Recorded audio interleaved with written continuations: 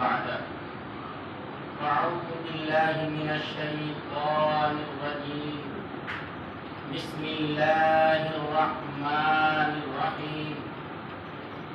قد أفلح المؤمنون الذين هم في صلاتهم خاشعون والذين هم عن اللغو معرضون والذين هم للزكاة فاعلون والذين هم لفروجهم حافظون إلا على أزواجهم أو ما ملكت أيمانهم فإنهم غير ملومين فمن ابتغى وراء ذلك فأولئك هم العادون.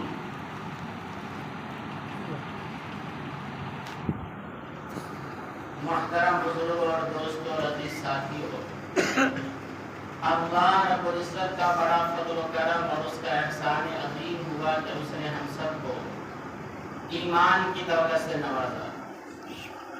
مزید اس کا یہ کرم ہوا کہ اس نے ہم سب کو اپنے پاک گھر میں بابرکت دن میں آنے کی توفیق عطا فرمائی. قرآن کریم کی چند آیتیں میں نے پڑھی ہیں. دعا کریں اللہ رب العزت ہمیں صحیح بات سمجھنے کی پھر عمل کی توفیق عطا فرمائے. قرآن کریم کہتا ہے قد افلح المؤمنون کہ مومنین کامیاب ہیں. پھر آگے مومنین کی 6 صفات ذکر ہیں. سب سے پہلی صفت الذین هم فی صلاتهم خاشعون، وہ لوگ جو اپنی نماز میں خشوع و خضوع کا اہتمام کرتے ہیں. ترتیب وار اللہ رب العزت نے ان آیت کریمہ میں 7 صفات کو ذکر فرمایا ہے. سب سے پہلی صفت بندے کی ایمان باللہ ہے کہ جو آدمی اللہ پر ایمان رکھتا ہے وہ کامیاب ہے. ظاہر سی بات ہے ایمان اصل الاصول ہے، یعنی ہر کامیابی کی جڑ ہے. اگر ایمان نہیں ہے تو ساری صفات بیکار ہے. چاہے انسان کے اندر کتنی بھلی سے بھلی صفت ہو، اگر ایمان نہیں ہے تو کسی کام کا نہیں. اگر ایمان ہے اور ایمان کے ساتھ باقی اور 6 صفات ہیں تو پھر قد افلح، قرآن کریم کہہ رہا کہ ایسے لوگ کامیاب ہیں. افلح یہ فلاح سے مشتق ہے. فلاح کے معنی ہر وہ مراد جو انسان کی ہے حاصل ہو اور ہر تکلیف دور ہو، یہ فلاح کا معنی ہے. فلاح کامل کہتے ہیں انسان کی ہر خواہش پوری ہو جائے اور کسی قسم کی تکلیف اس کو نہ پہنچے. ظاہر سی بات ہے کوئی بھی انسان دنیا کا اس سے زیادہ چاہتا بھی نہیں. ہر آدمی کی چاہت کی انتہا، اس کی خواہش کا معراج، سب سے بڑی چاہت اس کی یہی ہے کہ ہر مراد، ہر خواہش، ہر آرزو میری پوری ہو جائے اور کسی قسم کی کوئی تکلیف، کوئی مصیبت مجھے لاحق نہ ہو. اور ظاہر سی بات ہے کامیابی کا ایک یہ معیار دنیا میں رہتے ہوئے کسی آدمی کو مل نہیں سکتی. کوئی آدمی دنیا کے اندر چاہے کہ ہم کو ہماری ہر مراد مل جائے اور کسی قسم کی کوئی تکلیف نہ پہنچے، دنیا کا کوئی بھی انسان چاہے کتنا ہی بڑا ہو، ہفت اقلیم کا بادشاہ بھی اگر ہے، پوری دنیا پہ اگر اس کی حکومت بھی ہو جائے، تب بھی وہ انسان نہیں کہہ سکتا کہ ہر مراد میری پوری ہو گئی، کوئی تکلیف مجھ کو لاحق نہ ہوئی. بلکہ بڑا سے بڑا نبی، بڑا سے بڑا پیغمبر بھی اس بات کا دعویٰ نہیں کر سکتا کہ ہر خواہش میری پوری ہو گئی اور کوئی تکلیف مجھ کو نہیں ہوتی. کیوں؟ خلاف تباہ امور تو انبیاء کرام علیہ الصلوۃ والتسلیم کو بھی پیش آئے ہیں. بلکہ اللہ کے رسول نے خود فرمایا کہ اللہ کے راستے میں مجھ کو ایسی ایسی اذیتیں دی گئی ہیں، اتنی تکلیفیں دی گئی ہیں جو کسی اور نبی کو اتنی تکلیفیں نہیں دی گئی. تو خلاف تباہ امور دنیا کے اندر تو ہر ایک کو پہنچے گا. پھر یہاں پر جو قرآن کریم کہتا ہے قد افلح المؤمنون کہ مومنین کامیاب ہو گئے، ان سے مراد وہ مومن ہیں جو اپنی زندگی کا رخ صحیح سمت گزارتے ہیں اور اس کی تمنا یہ ہے کہ آخرت کے اندر اللہ رب العزت جو ہمیں جنت دے گا، یہ جنت حقیقت میں ایسی دولت، ایسی سلطنت، ایسی حکومت، ایسا مقام و مکان ہے کہ جہاں ہر مراد انسان کی پوری ہو جائے گی. کوئی تکلیف کا گزر وہاں نہیں ہوگا. اسی لیے قرآن کریم کے اندر فرمایا گیا کہ جب آدمی کے لیے جنت کا فیصلہ ہو جائے گا اور جب ایک جنتی جنت میں چلا جائے گا تو جنتی جیسے جنت کے دروازے سے اندر جائے گا وہ کہے گا الحمدللہ الذی اذھب عنا الحزن. تمام تعریف اس اللہ کے لیے ہے جس نے ہم سے غم کو دور کر دیا. پتا چلا جنت میں داخلہ ہوا اور غم کبھی نہیں آئے گا، کوئی رنج، کوئی تکلیف وہاں نہیں پہنچے گی، بلکہ وہاں کیا ملے گا؟ لہم ما یدعون لہم ما یشتہون.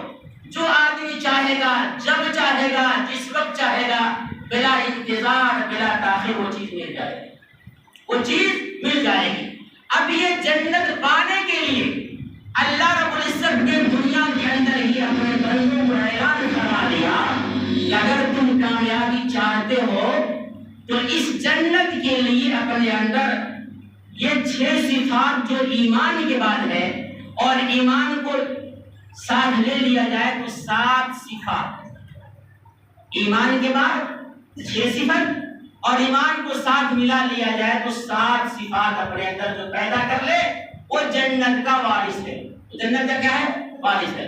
سب سے پہلی صفت ایمان کے بعد کہ مومنین کو اپنے اندر کیا صفت پیدا کرنی چاہیے.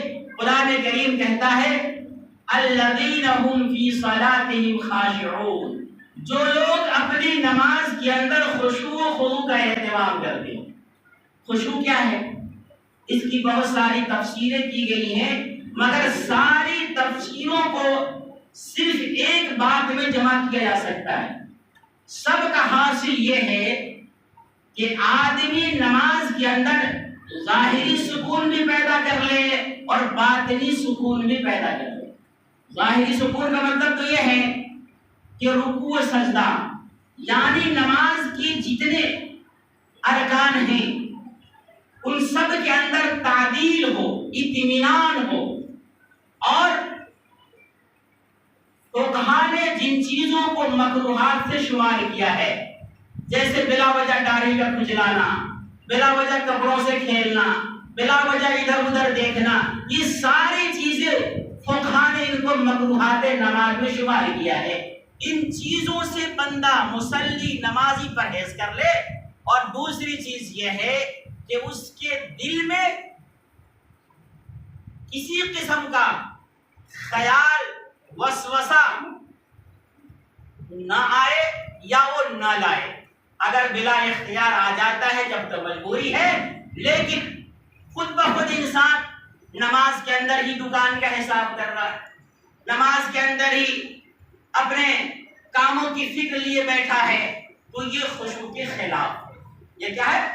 خشوع کے خلاف.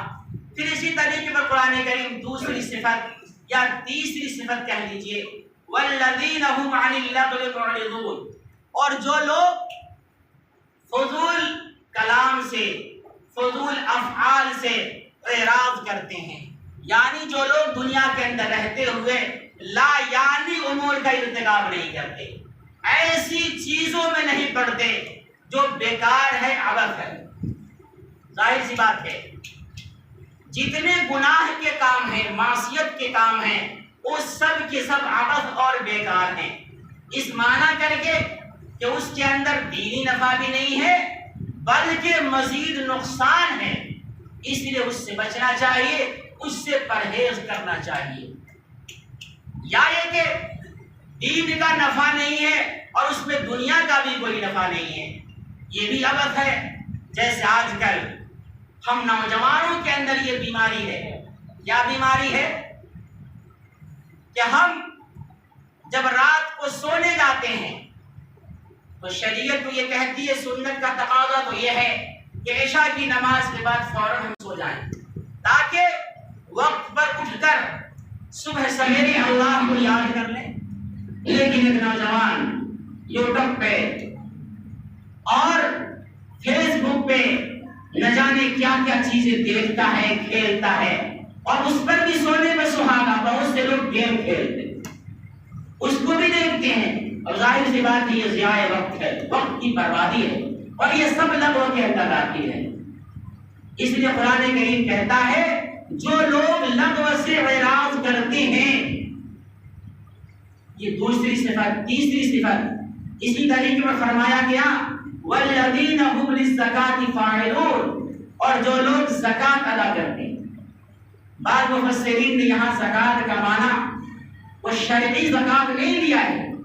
شرعی زکات تو یہ ہے کہ اگر ہم صاحب نصاب ہیں، مال نامی کے مالک ہیں، تو سال گزر جانے کے بعد ہر صاحب نصاب پر 2.5 مقدار 100 میں 2.5% یہ زکات دینا پڑتا ہے، تو یہ تو شرعی زکات ہے۔ لیکن بعض مفسرین نے اس کا ترجمہ تزکیہ انفس سے بھی کیا ہے، تزکیہ باطن سے بھی کیا ہے، یعنی جو لوگ اپنا تزکیہ کرتے ہیں، جیسا قرآن کریم میں دوسری جگہ فرمایا گیا قد افلح من تزکا، کامیاب ہو گئے وہ آدمی جو اپنے آپ کو شرک و کفر سے پاک کرتے ہیں، اخلاق رذیلہ سے پاک کرتے ہیں۔ اخلاق رذیلہ کیا ہے؟ باطنی بیماریاں۔ ہم ظاہر کو صاف ستھرا کرنے کی تو بہت کوشش کرتے ہیں کہ ہمارے کپڑے صاف ہو، ہمارا چہرہ صاف ہو، ہمارا بدن صاف ہو، ہماری جگہ صاف ہو، ہمارا مکان صاف ہو، جس بیڈ پہ سوتے ہیں وہ بیڈ صاف ہو، جس بستر پہ سوتے ہیں وہ بستر صاف ہو۔ لیکن اخلاق رذیلہ حسد ہے، کینہ ہے، بغض ہے، عداوت ہے، یہ ساری چیزیں باطنی امراض ہیں، اس سے بھی اپنے آپ کو پاک کرنا ضروری ہے۔ ایک آدمی 5 منٹ بیٹھ کر دوسرے کے سامنے اپنے بھائی کی برائی بیان کرتا ہے، یہ لغو ہے۔ کیوں لغو ہے؟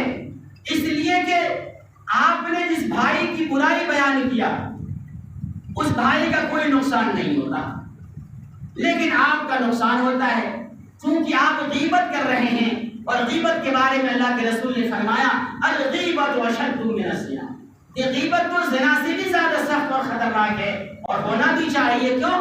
ایک آدمی اگر زنا کر لیتا ہے بہت بڑا پاپ ہے، گناہ ہے، گناہ کبیرہ ہے، اور ہرگز اس کی طرف انسان کو قدم نہیں بڑھانا چاہیے، لیکن وہ گناہ اللہ کا حق ہے۔ اللہ سے جب بھی وہ توبہ کرے گا، اللہ سے معافی مانگے گا، اللہ کی رحمت جو اس میں آئے گی معاف کر سکتا ہے باری تعالیٰ، چاہے معاف کر دے گا۔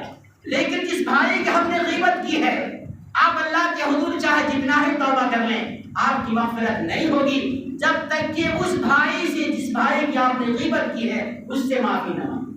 بندے کا حق متعلق ہو گیا اس سے، تو بندے کے پاس آپ کو جانا ہوگا، بندے کے سامنے جس کی آپ نے شکایت کی ہے اپنی معذرت کرنی ہوگی، اور اس کے سامنے معافی مانگنا ہوگا، اور اگر آپ نے اس سے معافی نہیں مانگی تو کل قیامت کے دن اس کی عوض آپ کی نیکیاں چھین لی جائے اور اس کے گناہ آپ کے اوپر لاد دیا جا سکتا ہے، اور آپ جو ہے ممکن ہے کہ اتنی غیبت کیے ہوں کہ ساری غیبتوں کا اکٹھا کیا جائے تو آپ دنیا سے جو اعمال کر کے گئے، آپ کا اعمال جو ہے سب کو دیا جائے اور آپ خالی ہاتھ رہیں گے، ایسا نہیں ہو سکتا۔ اس لیے میرے بھائی قرآن کریم کہتا ہے ہم لغو سے بچیں، کیا کریں؟ ہم لغو سے بچیں۔ آگے فرمایا گیا والذین هم لفروجہم حافظون، اور جو لوگ اپنے شرمگاہوں کی حفاظت کرتے ہیں. ظاہر سی بات ہے شرمگاہ کی حفاظت چاہے مرد اور عورت اس کے لیے لازم ہے، اس کے لیے ضروری ہے. اور جو آدمی اپنے شرمگاہ کی حفاظت نہیں کرتا اللہ کی یہاں وہ بہت بڑا مجرم ہے، اللہ کی یہاں محفوظ ہے، اور اللہ کے یہاں اس کی پکڑ ہوگی، وہ اللہ کے عذاب میں گرفتار ہو سکتا ہے. اس لیے یہاں فرمایا گیا جو لوگ اپنے شرمگاہ کی حفاظت کرتے ہیں وہ لوگ کامیاب ہیں. الا علی ازواجہم او ما ملکت ایمانہم فانہم غیر ملومین. خواہش نفس، شہوت کے تقاضے کو پورے کرنے کی اگر ضرورت ہے تو شادی کرے. اپنی عورتوں کے ساتھ اور اپنی باندیوں کے ساتھ شہوت رانی میں شہوت پوری کرنے میں کوئی گناہ نہیں، کوئی ملامت نہیں. فإنهم غیر ملومین، کیونکہ یہ محل جائز ہے اور اس محل کے اندر قضاء شہوت برا نہیں. آگے فرمایا گیا فمن ابتغى وراء ذلك فأولئك هم العادون، اور جو لوگ ان مقامات سے ہٹ کر آگے بڑھنے والے ہیں، دوسری جگہ شہوت رانی کرنے والے ہیں، دوسری جگہ قضاء شہوت کرنے والے ہیں، تو یہ لوگ حد سے تجاوز کرنے والے ہیں. اور جو حد سے تجاوز کرے گا اللہ کی عذاب میں وہ گرفتار ہوگا. آگے فرمایا گیا والذین هم لاماناتهم وعهدهم راعون، اور جو لوگ اپنی امانتوں کا اور اپنے وعدوں کا پاس و لحاظ رکھتے ہیں. امانت کیا ہے؟ امانت بہت ساری چیزیں ہیں. ایک امانت تو یہ ہے کہ اگر آپ کے پاس کسی نے کچھ پیسہ رکھ دیا یا آپ کے پاس کسی نے کوئی سامان رکھ دیا اور کہا اس کی آپ حفاظت کیجیے، تو اس پیسے کا استعمال، اس سامان کا حفاظت آپ کی لازم ہے. اگر آپ اس کا استعمال کرتے ہیں آپ کے لیے صحیح نہیں. بہت سے لوگوں کے پاس پیسے امانت کے طور پر رکھ دیے جاتے ہیں اور ان پیسوں کو خود بخود آدمی اپنے استعمال میں لے آتا ہے اور سوچتا ہے جب مانگے گا اپنے پیسے دے دیں گے. یہ بھی خیانت ہے. بغیر اس کی اجازت کے جو پیسہ اس نے امانت رکھا ہے وہی امانت دینا ہوگا. اگر آپ نے وہ پیسہ کی جگہ پہ دوسرے پیسے دیے تو امانت میں خیانت ہے. اور ایک امانت وہ بھی ہے جو قرآن کریم نے فرمایا انا عرضنا الامانة على السماوات والارض فابين ان يحملنها واشفقن منها وحملها الانسان انه كان ظلوما جهولا. یہ بھی ایک امانت ہے کہ اللہ رب العزت فرماتا ہے کہ ہم نے یہ امانت جو تم کو دی ہے، یہ آسمان و زمین کو بھی میں نے پیش کیا تھا، مگر وہ آسمان و زمین اس کی امانت کو اٹھانے سے انکار کر گئے، مگر انسان نے اس امانت کو اٹھا لیا. اب اس امانت کی حفاظت ہمارے ذمہ لازم ہے. امانت کیا ہے؟ جتنے اللہ کے احکامات ہے، یہ دین کی شکل میں جو ہم کو ملا ہے، قانون الہی، دستور الہی، یہ ساری امانت، اس کا پاس و لحاظ بھی ہمیں کرنا ضروری ہے. اور آگے فرمایا گیا والذین هم علی صلواتہم یحافظون، اور جو لوگ اپنی نمازوں کی پابندی کرنے والے. ظاہر سی بات ہے ایک ہے نماز کا پڑھنا اور ایک ہے نماز کا اہتمام کرنا، دونوں میں بڑا فرق ہے. نماز پڑھنا تو یہ ہے دکان پہ ہے دکان میں پڑھ لیا، کھیت کھلیان میں ہے کھیت کھلیان میں پڑھ لیا، کبھی وقت بے وقت پڑھ لیا، کبھی وقت ملا تو چھوڑ دیا، یعنی جیسے تیسی پڑھنا یہ بھی پڑھنا ہے. مگر مطلوب کیا ہے؟ آج کا جو حکم دیا گیا وہاں پر صلو نہیں فرمایا گیا کہ تم نماز پڑھو، بلکہ فرمایا گیا اقیموا الصلاۃ، تم نماز قائم کرو. اور اقامت صلاۃ کا مطلب کیا ہے؟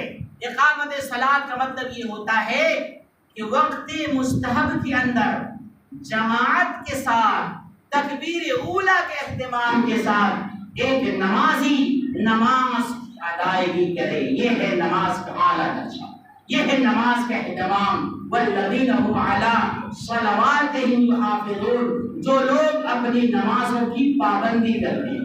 اس لیے ہمیں اور آپ کو چاہیے کہ ہم نماز کی پابندی کریں. کیا کریں؟ ہم نماز کی پابندی کریں. یہ 6 صفات کے بعد یا یوں کہہ لیں کہ ایمان کو ملا کر 7 صفات کے بعد اللہ رب العزت فرماتا ہے اولئک هم الوارثون، یہ لوگ جو اپنے اندر 7 صفات کو یہ ہیں یہی لوگ جنت کے وارث ہیں۔ الذین یرثون الفردوس هم فیہا خالدون، اور فردوس سے بری وہ جنت جو سب سے اعلیٰ درجے کی جنت ہے، اس میں ہمیشہ ہمیشہ رہیں گے، ہمیشہ ہمیشہ رہیں گے۔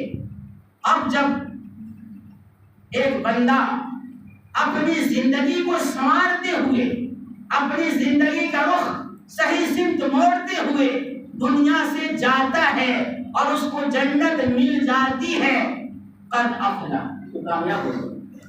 اور ایسی کامیابی اس کو ملی کہ اس کی ہر خواہش، ہر مراد پوری ہو گئی، اور کبھی اس کے سامنے ابھی اس نعمت کے زوال کا کھٹکا نہیں ہوگا۔ دنیا کے اندر کسی کو کتنی بڑی حکومت دی جائے، مگر آخر ایک نہ ایک دن یہ ختم ہونے والی ہے۔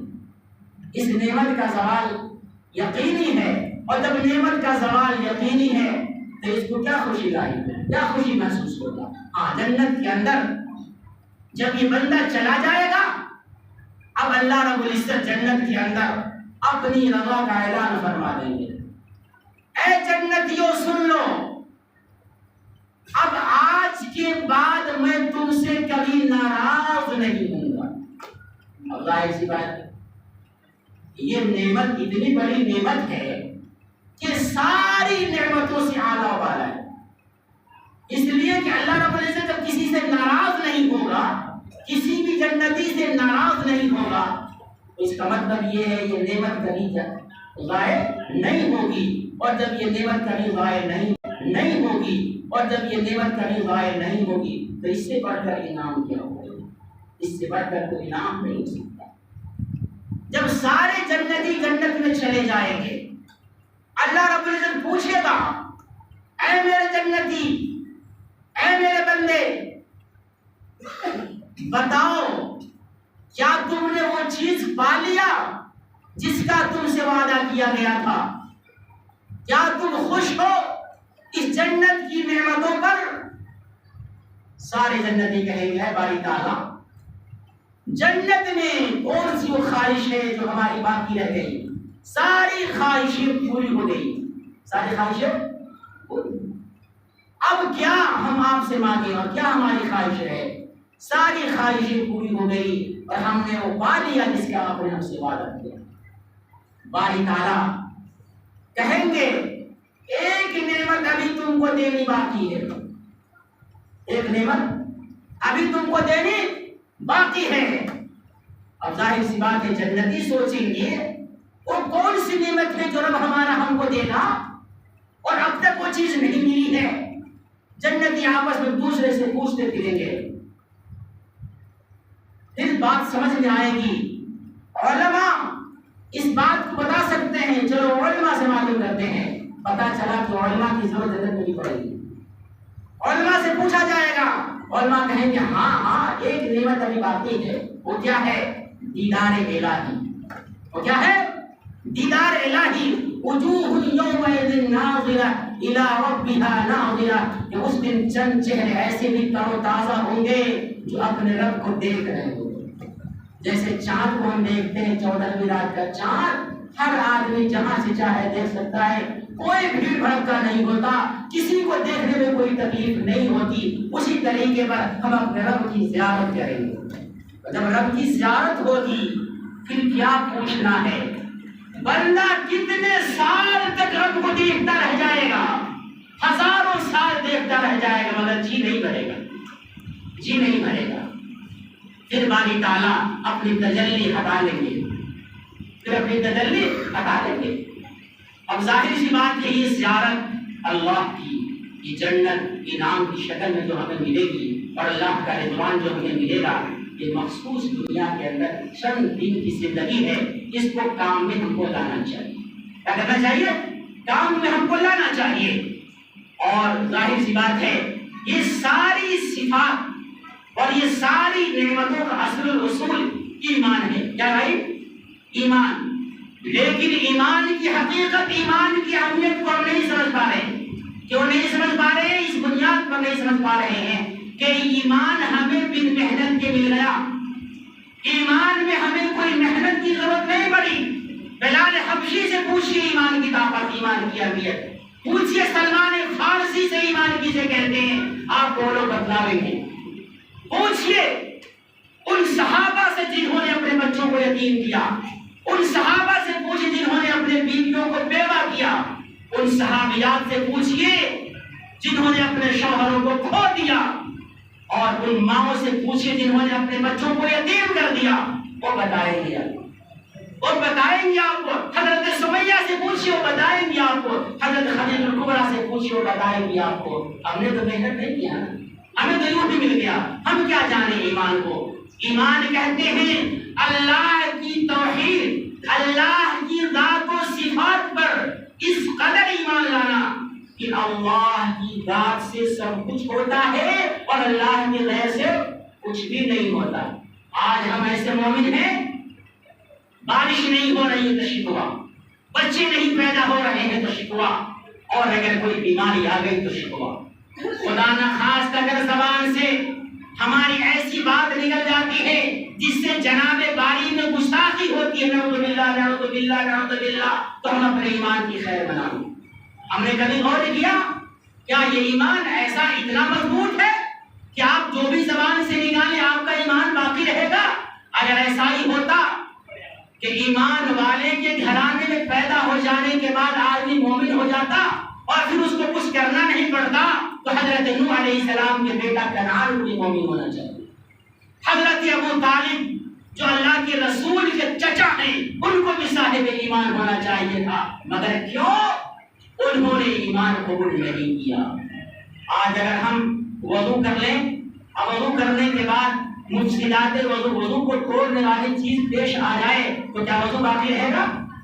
اسی طریقے سے جیسے اگر ہم ایمان لائے اور ایمان کے مفسدات کو ہم نے نہیں سمجھا کہ ایمان کن چیزوں سے چلا جاتا ہے تو ہمارا ایمان نکل جائے گا مگر ہم کو احساس نہیں ہوگا. انہی ایمان کی ایک کڑی میں آپ کو بتاتا ہوں. اس دور کا سب سے بڑا فتنہ ہمارے یہاں کیا ہے؟ فتنہ قادیانیت ہے. فتنہ قادیانیت ہے. قادیانیت کا فتنہ کیا ہے؟ مرزا غلام احمد ملعون پنجاب کے اندر جو ہندوستان کا بڑا صوبہ ہے، سن 1839 یا 40 میں پیدا ہوا. رنگ کا کالا تھا، آنکھ کا کالا تھا، من کا منزلہ تھا، کڑکڑ کا عیاش تھا. اس نے شروع کے اندر 1880 تک تو اپنے آپ کو ملہم من اللہ کہا اور مامور من اللہ کہا اور اسلام کا خادم و مبلغ بتلایا. مگر جب 1901 آیا تو اس نے آہستہ آہستہ 1901 میں اپنے آپ کو باضابطہ نبوت کا دعویٰ اور کہا کہ میں نبی. یہ ملعون کذاب ہے، دجال ہے. قرآن کریم کی تقریباً 100 آیتیں ایسی ہیں جس سے ثابت ہوتا ہے کہ جناب نبی کریم صلی اللہ علیہ وسلم آخر نبی ہے. ما کان محمد ابا احد من رجالکم ولکن رسول اللہ وخاتم النبیین. اسی طریقے پر قرآن کریم کی تقریباً 200 آیتیں ہیں جس کے بعد 200 احادیث ہے جناب نبی کریم صلی اللہ علیہ وسلم کا فرمان موجود ہے جس کے بعد ثابت ہوتی ہے کہ جناب نبی کریم صلی اللہ علیہ وسلم آخر نبی ہے. ابو داؤد شریف کی روایت موجود ہے، اللہ کے رسول نے فرمایا انه سيكون في امتي كذابون ثلاثون كلهم يزعم انه نبي وانا خاتم النبيين لا نبي بعدي. اس لیے ہم مومن کا پکا ٹھکا عقیدہ ہونا چاہیے کہ جناب محمد مصطفیٰ صلی اللہ علیہ وسلم آخری نبی ہیں. آپ کے بعد کوئی نیا نبی دنیا میں نہیں آئے گا اور جو بھی نبوت کا دعویٰ کرتا ہے وہ جھوٹا ہے، دجال ہے، مکار ہے. اس کے پھندے میں ہم کو نہیں پھنسنا چاہیے. آپ سے کوئی زیادہ دور نہیں ہے پرسولی بھٹا. پرسولی بھٹا کے اندر جا کے دیکھیے ملعون مرزائیوں کا کالج ہے، ملعون مرزائیوں کا مرزا بارہ ہے اور ملعون مرزائی وہاں بہت سے مسلمانوں کا اپنے درد و تلویز کے اندر شکار کر کے ان کے بچوں کو وہاں پڑھا رہے ہیں. آپ کے قریب ہی ہے. اس لیے میرے بھائی یہ فتنہ اپنے نیپال کے اندر زوروں پر ہے.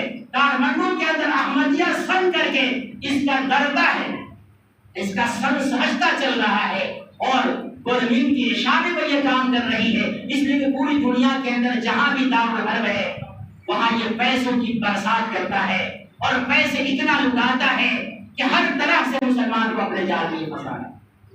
اگر کسی جگہ پہ مسلمان ناخوادہ ہیں، غریب طبقے کے لوگ ہیں، وہاں جاتا ہے، معلوم کرتا ہے کہ آپ حضرات کے یہاں کوئی مکتب ہے، کوئی مسجد ہے، جواباً نہیں ہے تو اب جو ہے کہتا ہے کہ ہم کو کوئی زمین مہیا کیجیے، میں اپنے پیسے زمین خرید دیتا ہوں، مسجد بنا دیتا ہوں، آپ کو کچھ کرنا نہیں ہوگا، میں امام لا کے رکھ دیتا ہوں اور آپ کے بچے پڑھیں گے، آپ کو کوئی فیس نہیں دینا ہوگا، صرف آپ ایک وقت کا کھانا اگر میرے امام کو دے سکتے ہو تو دے دیجیے گا، ورنہ اس کی بھی ضرورت نہیں۔ اب ایک آدمی سوچتا ہے یہ آدمی کتنا بھلا انسان ہے، ایسا آدمی کہاں ملے گا؟